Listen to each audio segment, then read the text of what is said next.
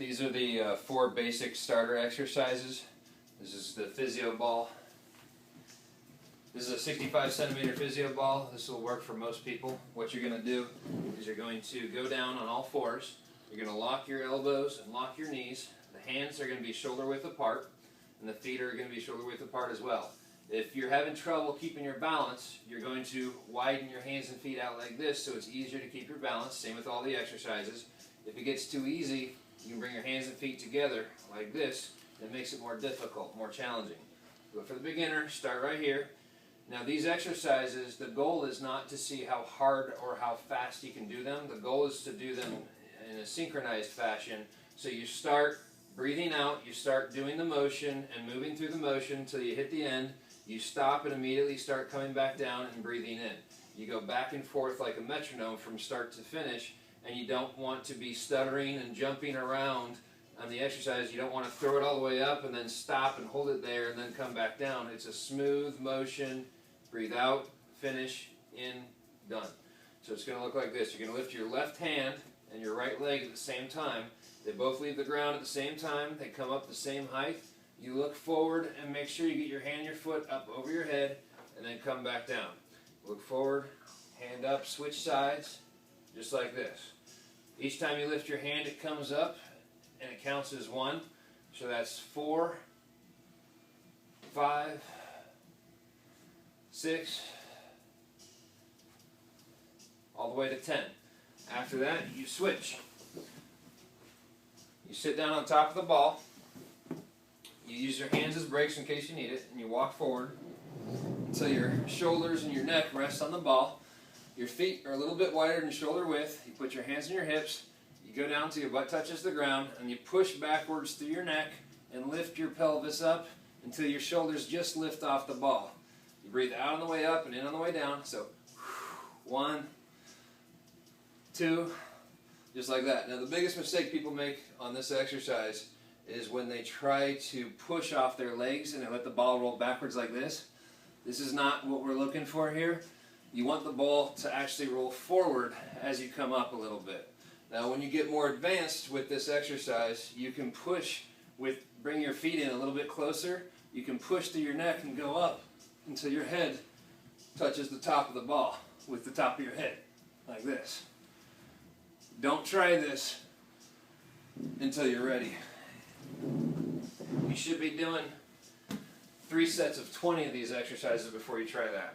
Now, you were face down, face up, now you go face down again. Same position exactly with your arms out in front, your legs locked, your knees locked, your arms and legs do not bend during this exercise. If you don't put your hands out like this first when doing this exercise, you'll end up with the ball in the wrong place. And then you don't have room to do the exercise. So you need to get the ball centered underneath your belly button. Now from here you put your hands on the side of the ball. You're not to use your hands to push into the ball like this.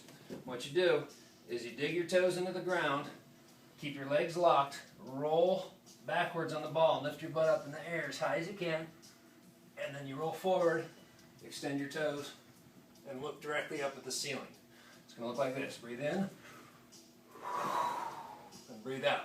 You're just using your hands to assist rolling the ball in the beginning, like this. Now, when you get more advanced and it becomes too easy, you can do one of 2 things. You can put your hands behind your back, like this, or you can put your hands behind your head and try to do the same range of motion. And also to make it more difficult, you can bring your feet together. It makes it more difficult to balance. So face down, face up, face down, face up. Here, for the beginner, I'm going to start with your feet against the wall.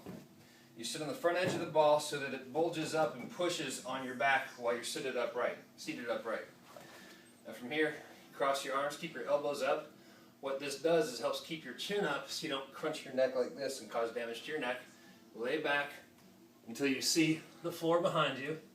Keep your arms in the same position and keep your eyes and your chin above your arms.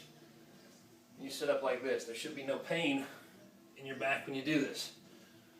And you do 10 here. You breathe in on the way back and out on the way up. Now as you get more advanced, move away from the wall, put your feet together. makes it more difficult to keep your balance, like this. And it works more muscles. When that gets too easy, you can cross your legs, have one foot on the ground, and it becomes more difficult to keep the stability and the smoothness of the contractions, like this.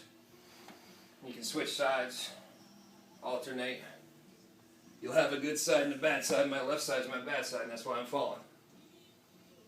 Just like that. Now, these exercises, you do not want to do these exercises or continue them if you have any sharp pain, if you have any dizziness, nausea, headaches, anything like that from doing them, or if you get any radiating pain. Radiating pain is pain that starts in one place and travels to another. So if it starts going numb in your arm, your shoulder, your hand, your feet, your legs, discontinue and speak to me before you continue. Thanks, that's all.